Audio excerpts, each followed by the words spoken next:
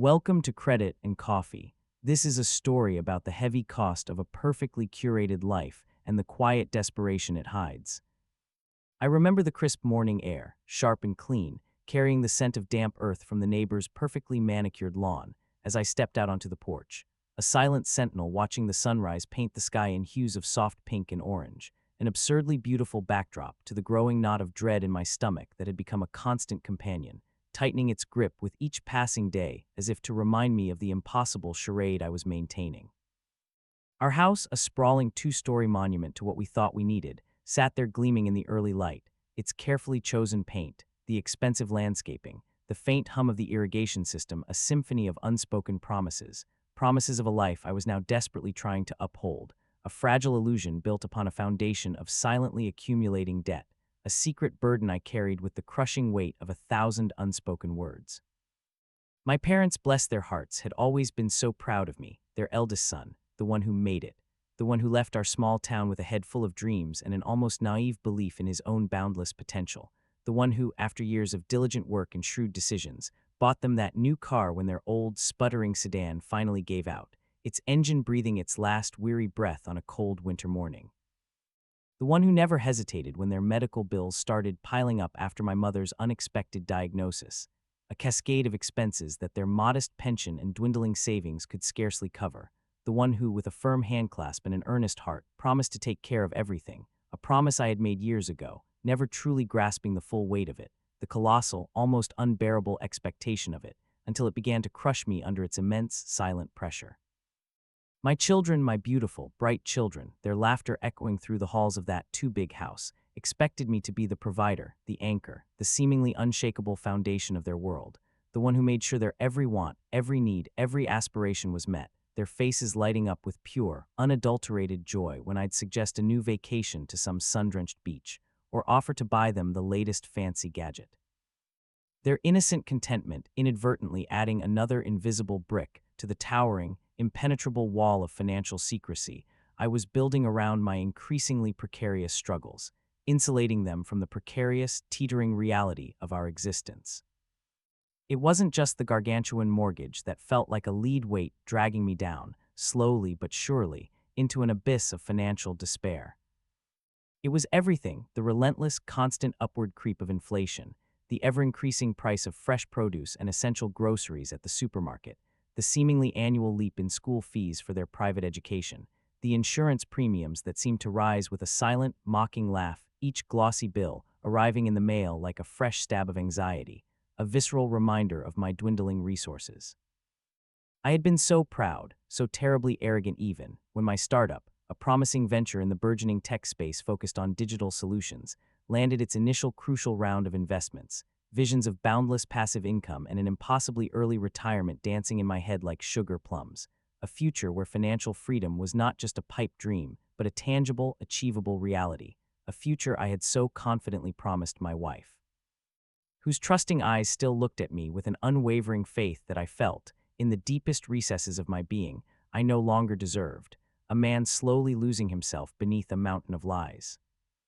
We had moved into this exclusive neighborhood, a place of quiet affluence with its perfectly mown lawns, its gleaming luxury vehicles parked in spotless driveways, and its sparkling community pool, convinced we belonged, believing our trajectory was nothing but upward, a testament to relentless hard work and undeniably smart decisions. And for a glorious, intoxicating period, it truly felt that way, a golden era of prosperity.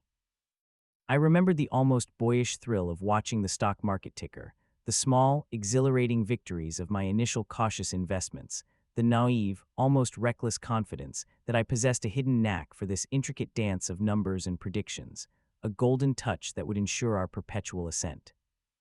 But then inevitably the market had its temper tantrum, a swift, brutal correction that, with a callous disregard for my carefully cultivated dreams, wiped out a significant chunk of our hard-won savings, a devastating blow I internalized, a secret, festering wound I licked in the dead of night, too proud, too ashamed to share the depth of the setback.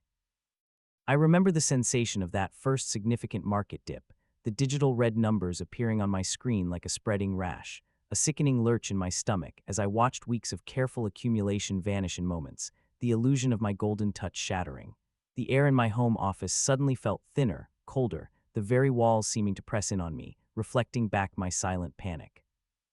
I'd try to rationalize it, to tell myself it was just a temporary fluctuation, a chance to buy low, but the conviction in my voice felt thin, unconvincing even to myself. My wife, with her unerring intuition, would sometimes comment on my pallor, on the dark circles under my eyes, asking if I was working too hard on the startup, and I would offer vague assurances, a forced smile, the lie a tight, suffocating knot in my throat. I began to develop a habit of escaping to the garage, ostensibly to tinker with some forgotten project, but really just to stare into the dimly lit space, the faint smell of oil and dust a strange comfort, a place where I could allow the mask of composure to slip, where I could run through the grim scenarios playing out in my head, the numbers multiplying, the debt spiraling, the weight of it all pressing down until I felt I might simply buckle and cease to exist. Each new expense, a child's school trip, a minor car repair, a birthday gift, became a mini crisis, a frantic mental scramble to figure out which credit card still had available balance, which bill could be paid a few days late without immediate consequence. The thrill of giving, which had once been so pure and joyful, began to curdle into a bitter mixture of resentment and fear, a constant awareness of the deepening hole I was digging. The perfectly mown lawns of our neighborhood, once a source of pride, now felt like a mocking landscape, each blade of grass a testament to the wealth I was pretending to possess, a constant, unspoken judgment. I would often drive a longer route home, past less affluent areas, convincing myself that at least we were that bad off, a fleeting, desperate attempt at self-comfort that vanished as soon as I turned onto our street, the imposing facade of our home looming, waiting to swallow me whole. My sleep became fractured, haunted by fragmented dreams of chasing numbers, of walls crumbling, of being pursued by an invisible, relentless force. I'd wake in the pre-dawn hours, the house utterly silent, the darkness heavy, and creep out of bed, careful not to disturb my wife, whose peaceful breathing was a stark contrast to the frantic drumbeat of my own heart. I'd go downstairs, not to my office, but sometimes just to the kitchen, opening the refrigerator door to stare at the glowing contents, the mundane reality of milk and eggs and leftover food feeling utterly alien, disconnected from the towering edifice of my financial anxieties. Sometimes I'd simply sit at the kitchen island, tracing patterns on the cool granite with my fingertip, the silence amplifying the frantic churn of my thoughts, the subtle creaks of the old house sounding like whispers of impending doom. The cost of maintaining our appearance extended beyond just the house. It was the designer clothes I wore to meetings, the expensive watches I felt compelled to buy, the constant pressure to keep up with the perceived standards of our social circle, each purchase a small betrayal of my true financial state, a silent, desperate prayer that it would somehow contribute to maintaining the illusion of success, an investment in a future that felt increasingly distant.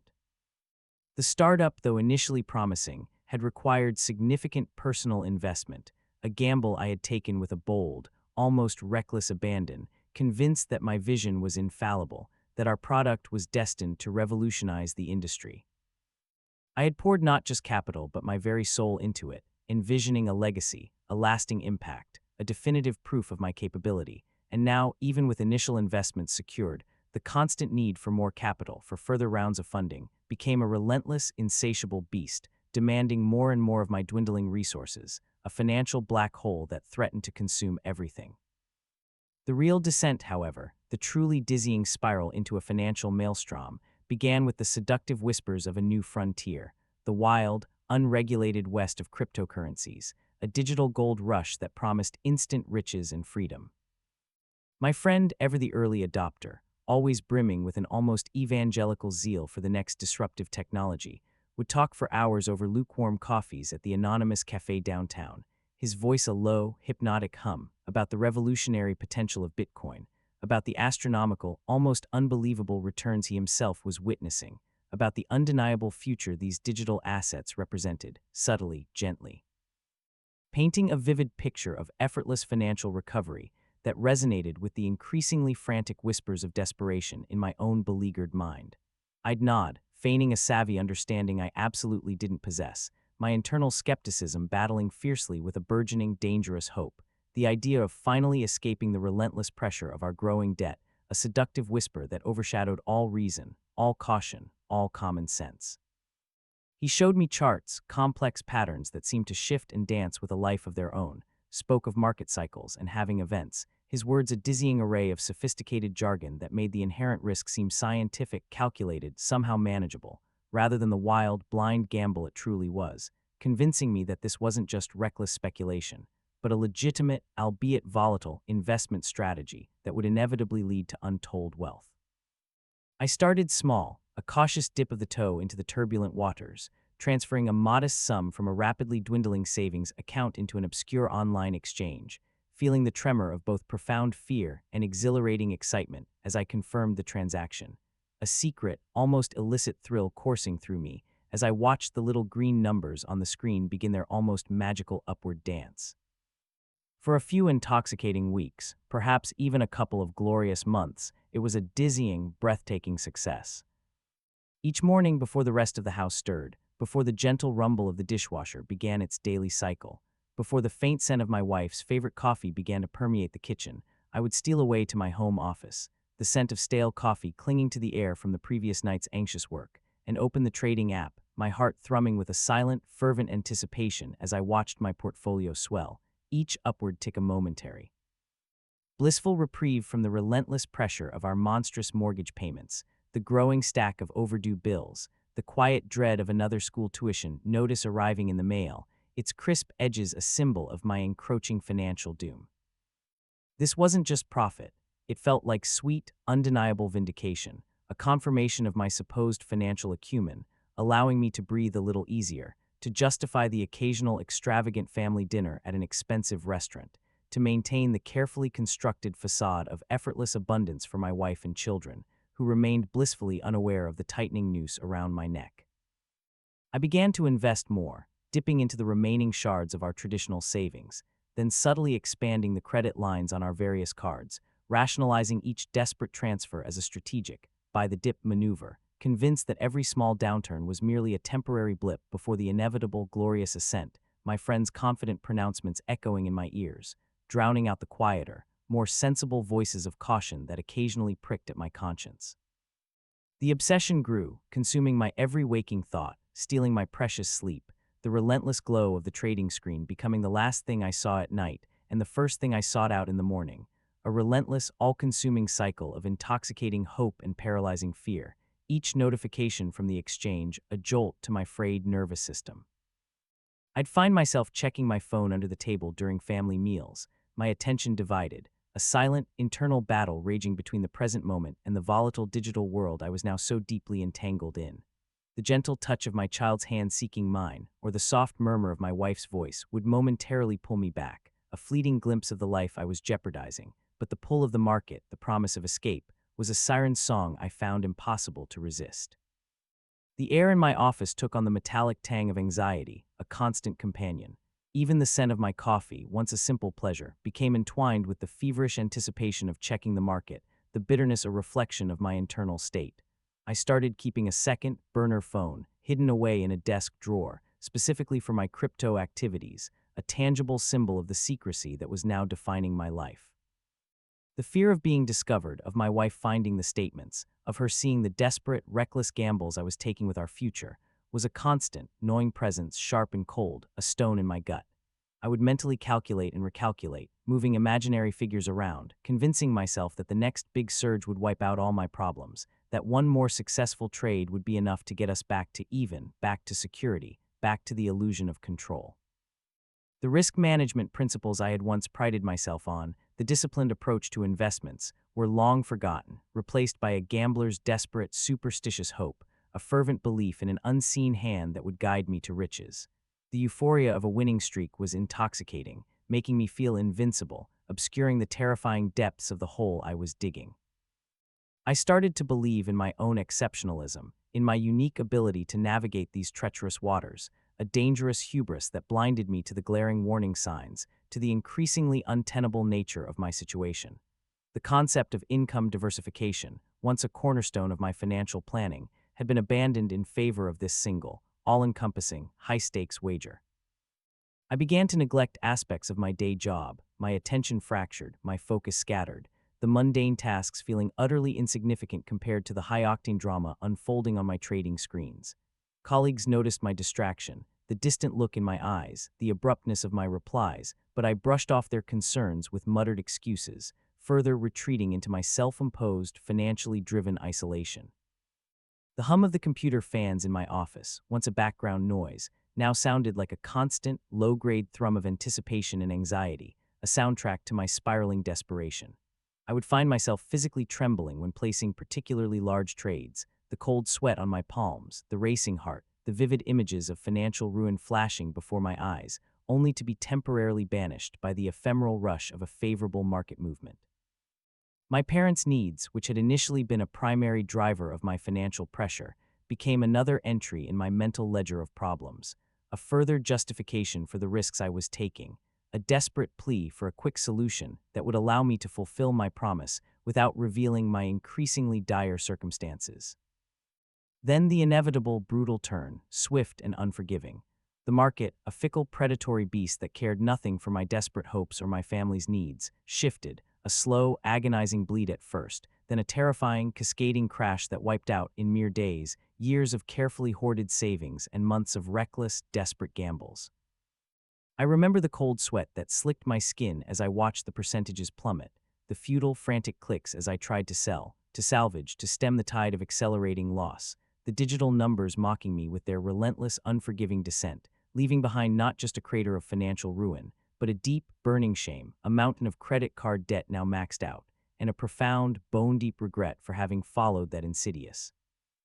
bad investment advice from a friend whose good intentions had, in a cruel twist of fate, paved my very path to financial purgatory. The startup, my cherished brainchild, which had shown so much early promise, also began its slow, agonizing falter, its innovative idea struggling to secure crucial follow-up funding in a rapidly tightening economic climate, the enthusiasm of potential investors turning cold and distant. I remember the terse, almost clinical call from my lead investor, his voice grave, flat, the quiet, devastating pronouncement that they were pulling out, leaving me scrambling,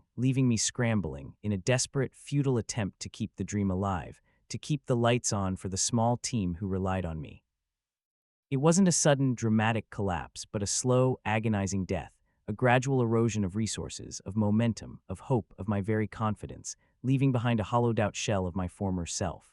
The faint, sweet smell of success that had once permeated my startup's early days was replaced by the acrid scent of failure, a bitter, persistent tang in the air. I'd walk through the small office space, the silence heavy, each empty desk a monument to a fading dream, the faces of my small team etched with a similar, quiet despair that mirrored my own. I felt an immense, crippling responsibility for their livelihoods, a burden that pressed down on me, compounding my personal financial disaster. The carefully crafted business plan, once a source of immense pride, now lay on my desk, its pages dog-eared and stained with coffee, a testament to what might have been.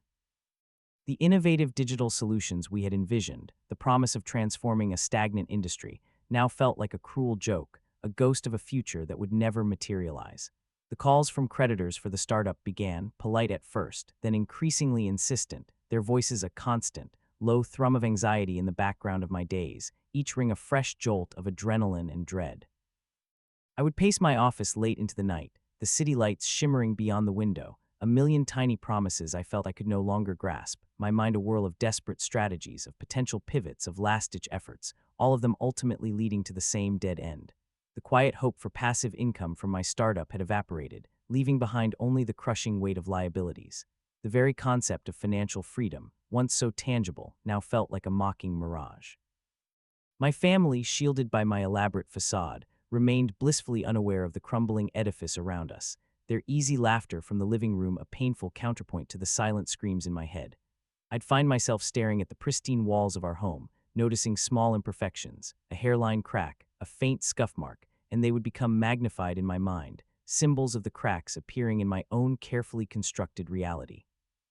The smooth, cool surface of my phone screen, where I once tracked gains, now only showed devastating losses, its touch feeling cold and unforgiving against my fingertips. My boss at the major tech company, where I also held a day job, a position I had increasingly come to resent for its golden handcuffs, a high salary that chained me to a soul-crushing routine of endless meetings and trivial tasks, keeping me from my true passions while simultaneously making it impossible to leave, called me into his stark, glass-walled office one brisk Tuesday morning. The air was thick with an unspoken, chilling finality. His words were precise, sterile, talking about restructuring and downsizing and synergy, But I heard only one thing, a single devastating truth: I was fired. The sudden, brutal shock of it left me numb, a hollow ache where my self-worth used to be, a void that threatened to swallow me whole. The chill of the office air conditioning seemed to seep into my very bones, a cold, icy premonition of the lane, desperate months ahead. I walked out into the bright, indifferent afternoon sun, the world spinning in a dizzying blur, a layoff notice clutched tightly in my clammy hand, feeling utterly like a ghost, an empty vessel adrift in a sea of uncertainty. My income, which had been the precarious, teetering pillar holding up our elaborate financial house of cards, was suddenly, brutally gone, vanished into thin air, leaving me truly, utterly, quietly drowning in a sea of red. The weight of our colossal mortgage became unbearable, each monthly payment a fresh, agonizing reminder of my abject failure, of the house-poor trap I had so foolishly fallen into, the grand facade of our home now feeling less like a sanctuary and more like a gilded cage. I started spending my days in coffee shops, nursing a single lukewarm cup of cheap drip coffee for hours on end, pretending to vigorously look for jobs, sending out hundreds of resumes into a silent, indifferent void, while secretly researching debt consolidation and the grim prospects of bankruptcy options, the shame a bitter, metallic taste that lingered perpetually in my mouth. I would return home in the evenings, plastering on a brave, convincing face, talking about exciting new opportunities and promising leads, while my wife, bless her intuitive, gentle heart, would sometimes eye me with a worried, probing glance, a silent question lingering unspoken in her beautiful, perceptive gaze, a question I was too cowardly to answer. The marital strain began subtly, almost imperceptibly at first, a widening crack in the carefully constructed facade of our shared life, a growing chasm between us. Small disagreements over mundane household expenses, which once would have been laughed off, now escalated into tense, strained silences, then into muttered, cutting words, then into unspoken, festering accusations that hung heavy in the air between us. The easy, comfortable intimacy we once shared, the gentle touches, the whispered confidences, evaporated, replaced by a polite, almost glacial distance, a protective, impenetrable wall I had inadvertently built around myself to guard my secret shame, my abject failure. I started to lie small, inconsequential lies at first, about a meeting that ran late, about a client lunch that was really just me eating a cheap sandwich alone in my car, parked anonymously in a distant parking lot, about the late payment on a utility bill that was, in fact, an entirely missed payment, a desperate game of whack-a-mole with our rapidly deteriorating finances. The guilt was a constant, low hum beneath the surface of my consciousness, a persistent, tormenting whisper that grew louder, more insistent, in the quiet, merciless hours of the night, echoing through the cavernous emptiness of the house. My father's modest pension, always fragile, was hit hard by the same brutal economic downturns that had plagued my own disastrous investments, and then came the heart-wrenching call, his voice thin and reedy, talking about a sudden, urgent surgery he needed, an unexpected, crushing procedure not fully covered by their existing, inadequate insurance. My stomach twisted into a painful knot of dread. He didn't ask for money directly, but the expectation, the unspoken plea, was clear, heavy, palpable in the agonizing silence between us, a weight I felt I could no longer bear.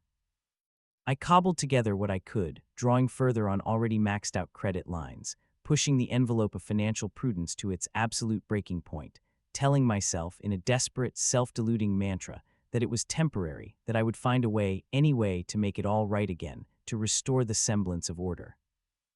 My children, bless their innocent, youthful joy, would ask for new shoes, for a school trip to a distant city, for the latest gaming console that all their friends had, and I would force a smile, say, of course, darling, even as my insides churned, the numbers on my bank app a cruel, mocking joke, a dwindling, pathetic balance that bore no resemblance whatsoever to the image of robust financial stability I so desperately projected.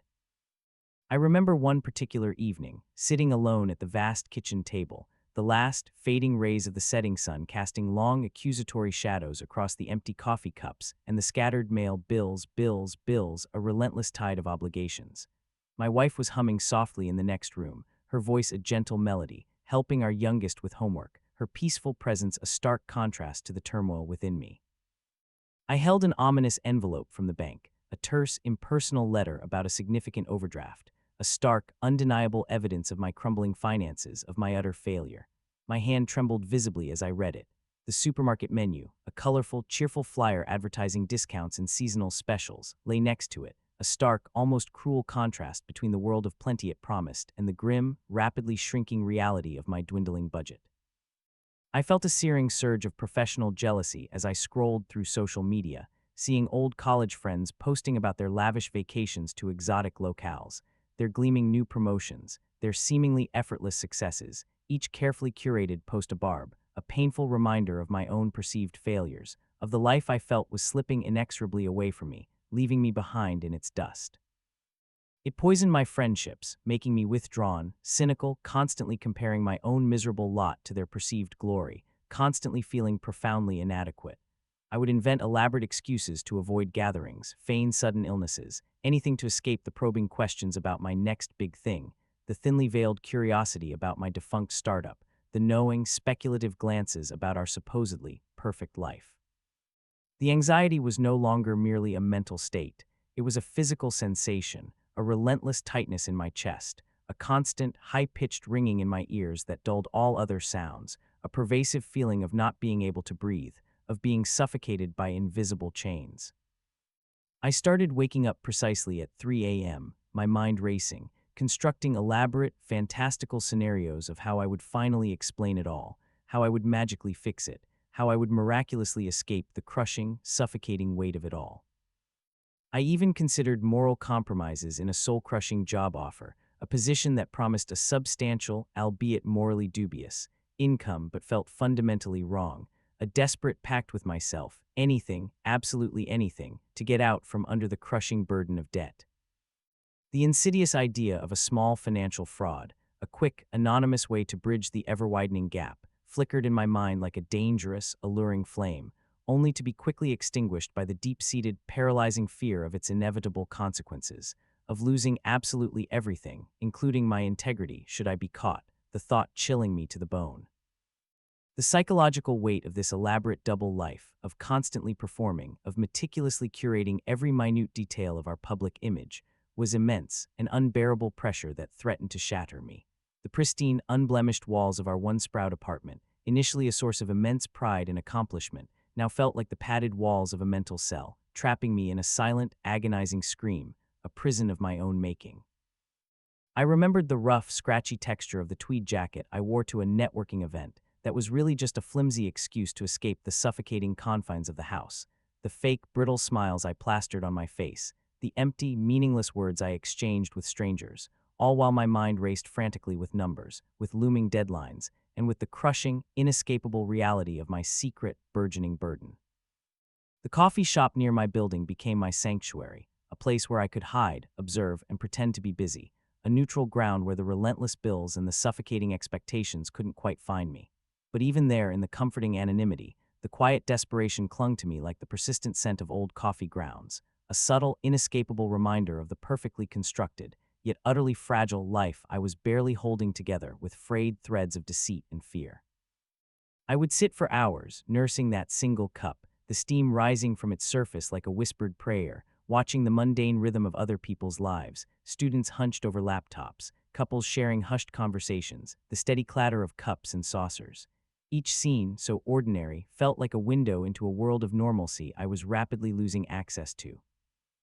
The sounds of the city outside, the distant blare of a horn, the rumble of a bus, the chirping of unseen birds, became a muffled backdrop to the internal cacophony of my worries. The wooden table beneath my hands, smooth and worn, felt strangely grounding, a stark contrast to the swirling chaos within.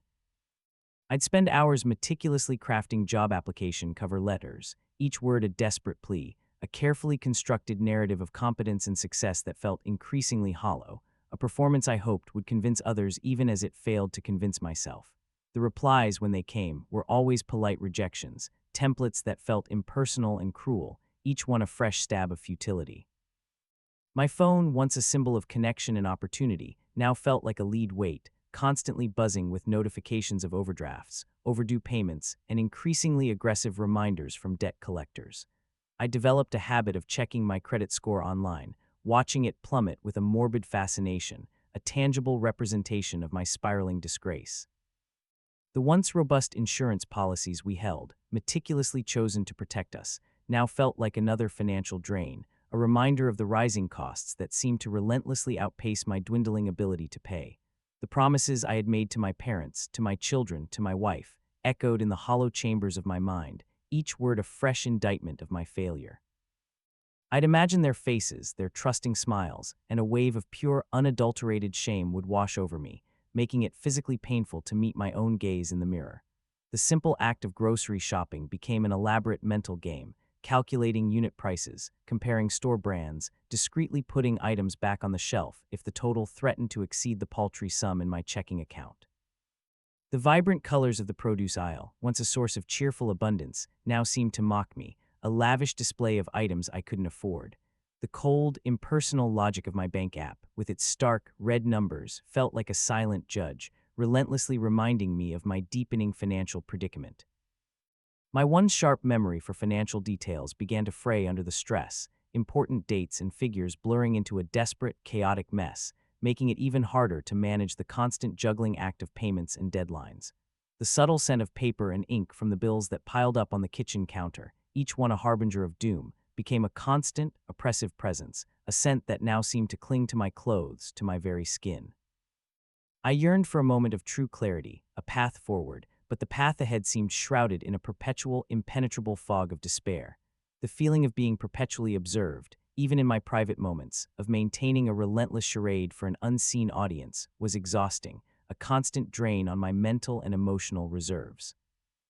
My internal monologue, once a dialogue of ambition and planning, had devolved into a frantic, repetitive loop of fear, regret, and desperate calculations, each thought a fresh assault on my already fragile peace of mind. The carefully chosen artwork on our walls, once a source of aesthetic pleasure, now seemed to stare back at me with silent accusation, their vibrant colors muted by the gray pallor of my anxieties. The silence of the house at night, once a welcome respite, became a terrifying amplifier for my racing thoughts, each creak and groan of the old structure a harbinger of potential collapse. I'd sometimes find myself tracing the patterns on the wallpaper, the intricate designs a reflection of the labyrinthine complexity of the financial mess I had created. The sheer volume of paper, bank statements, utility bills, credit card offers, school notices that passed through my hands each week felt overwhelming, a physical manifestation of the crushing obligations that weighed on me. The act of opening each envelope was an act of courage, a small daily confrontation with the escalating reality of my self-made financial prison.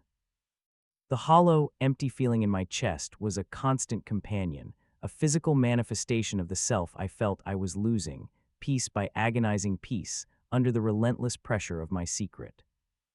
The unraveling came not with a bang, not with a dramatic, cataclysmic explosion, but with a quiet, almost imperceptible whimper, a slow, gentle shift that in hindsight marked the true, profound beginning of my liberation, the first tentative step towards genuine peace. One ordinary Tuesday evening, as the lingering scent of our humble dinner still hung in the air, my wife, her eyes softer, more knowing than I had seen them in months, simply placed a bank statement on the worn kitchen table.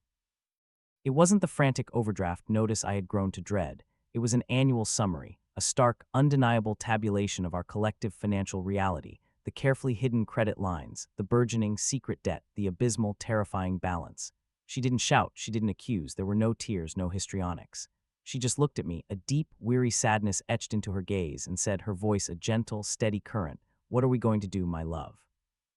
The sound of her voice, filled with such raw, unvarnished vulnerability, such quiet understanding, such unwavering empathy, broke something fundamental open inside me, a dam that had held back a torrent of fear and shame for far too long. The meticulously constructed wall I had built, brick by brick, lie by painful lie, crumbled in an instant, revealing the shattered man beneath. I sat there utterly exposed, the distant chill of that morning's air, the unbearable weight of the mortgage, the faded, poignant memories of my parents' escalating needs and my children's bright, innocent expectations all converging in that single, profound moment. And for the very first time in what felt like an eternity, I simply told her the truth, every agonizing detail, every desperate gamble, every silent, sleepless night of worry, every crushing regret. I remember the comforting, steadfast feel of her hand, warm and strong, closing gently over mine as I spoke, not judgmental, not accusatory, but supportive, a steady, unwavering lifeline in the turbulent, storm-tossed waters of my confession. We spent weeks, long, arduous weeks, poring over documents, constructing a grim, meticulously detailed budget, making painful, wrenching decisions about what we could and could not afford, choices that stripped away layers of pretense and forced us to confront our stark reality. We sold the big house, the sprawling, empty symbol of our perfectly curated life, the silent monument to what we thought we needed, and moved into a smaller, cozier place, a decision that initially felt like a monumental, crushing failure, a public admission of defeat, but soon, unexpectedly, began to feel like a profound, liberating release, a shedding of an unbearable skin. The constant financial comparisons with my affluent friends, once a source of searing envy and deep inadequacy, faded into utter insignificance. Their lives, once seemingly so perfect and glittering, now seemed distant, irrelevant to the quiet, fragile peace we were slowly, painstakingly rebuilding, brick by honest brick. My parents, when I finally confessed the true, brutal extent of my struggles, were more understanding, more compassionate than I could have ever possibly imagined, offering not judgment or recrimination but profound comfort, reminding me in their gentle, unwavering way that their love was not conditional on my ability to provide endless resources, but on the simple fact of my being. My children, surprisingly resilient in their youth, adapted quickly to the smaller rooms and fewer luxuries, their innate joy undiminished by the absence of designer brands or extravagant trips, finding happiness in the simplest of things, a profound lesson for their father. We embraced simpler pleasures with open hearts, evening walks in the nearby park, the crisp air filling our lungs, boisterous board game nights filled with laughter and friendly competition, cooking together in our small, bright kitchen, the comforting aroma of spices, and the gentle murmur of our voices filling the air with a newfound warmth and connection. I found a job, not a high-flying tech executive role with its golden handcuffs and soul-crushing demands, but a steady, honest position that provided a reliable income, one where the weight of those gilded shackles was replaced by the genuine, quiet satisfaction of meaningful, honest work, a trade of ambition for peace. I started meticulously building an emergency fund, learning the tenets of true risk management, understanding that genuine wealth was not about endless accumulation or flashy displays, but about stability, about peace of mind, about the quiet dignity of honest living. The specter of my past financial failures, the phantom pains of the startup collapse, the devastating cryptocurrency failures, the crushing, pervasive debt, still lingered at times, a quiet echo in the back of my mind, a gentle, almost benevolent reminder of the hard-won lessons learned, etched deeply into my soul. But it no longer consumed me, no longer defined me. The anxiety, once a constant, suffocating companion, receded slowly but surely, replaced by a quiet, profound sense of contentment, an authentic appreciation for what I had rather than a yearning for what I foolishly thought I needed. I learned through the crucible of my struggles that the perfect life wasn't about appearances or possessions or the approval of others. It was ultimately about authenticity, about shared vulnerabilities, about the unwavering, resilient strength of human connection, the simple act of being truly seen and loved for who you are, flaws and all. The mornings still brought the crisp air, sometimes carrying the faint scent of morning dew from a simpler, more modest garden, and I would step out, not with dread or a knot of anxiety in my stomach, but with a quiet, profound gratitude for the warm sun on my face, for the gentle, steady hum of our modest, imperfect life, for the liberating knowledge that I was finally, truly, breathing free, content with the gentle, honest rhythm of our ordinary, wonderfully imperfect.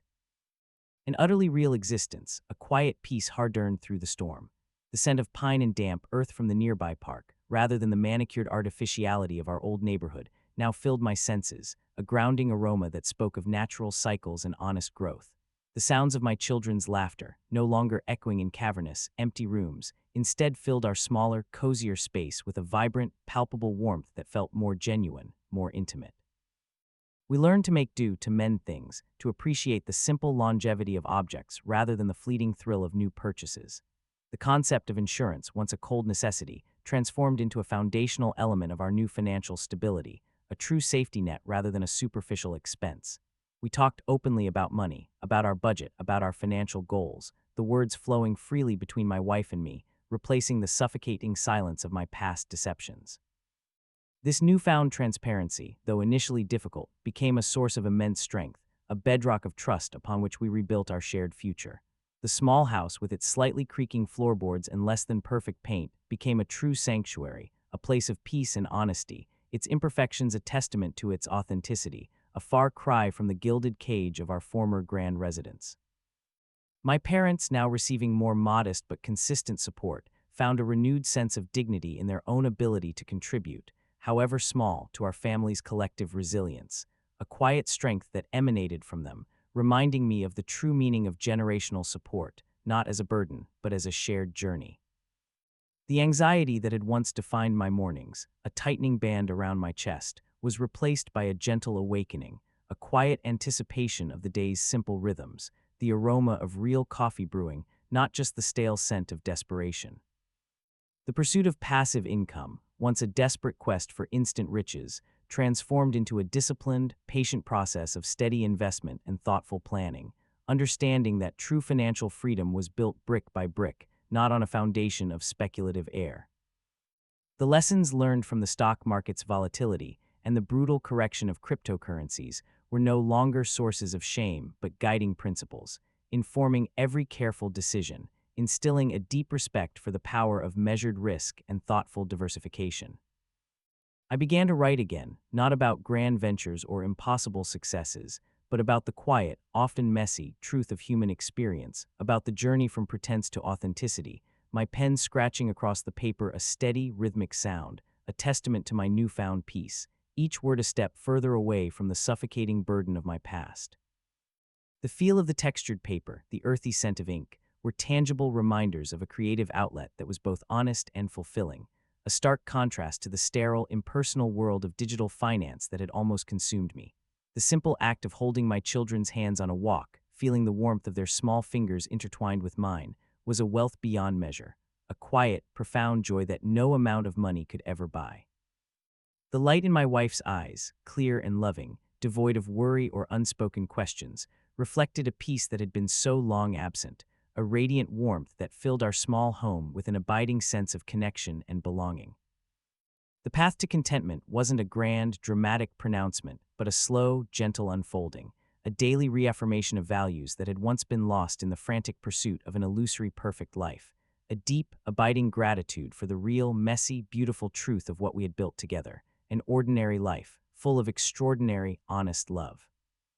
My story shows how the pursuit of a perfect life nearly cost me everything. What's one financial mistake you learned from the hard way, and how did it change your perspective on true wealth? Share your thoughts below, hit the like button if this resonated with you, and subscribe for more stories of quiet reflection. What's a small, unexpected joy you experienced this week that money couldn't buy?